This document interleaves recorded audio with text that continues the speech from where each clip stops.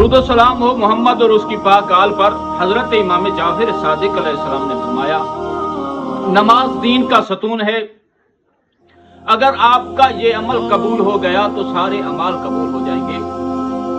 حضرت محمد صلی اللہ علیہ وآلہ وسلم نے فرمایا، اللہ کے نزدیک سب سے افضل عمل وقت پر نماز کا پڑھنا ہے۔ تیسرے مقامات پر امام جعفر صادق علیہ السلام نے فرمایا، 5 وقت کی نماز گناہوں کو ایسے ختم کرتی ہے جیسے پانی میل کو ختم کر دیتا ہے۔ نبی کریم حضرت محمد نے فرمایا، نماز مومن کی معراج ہے، نماز انسان کو اللہ کے قریب کرتی ہے۔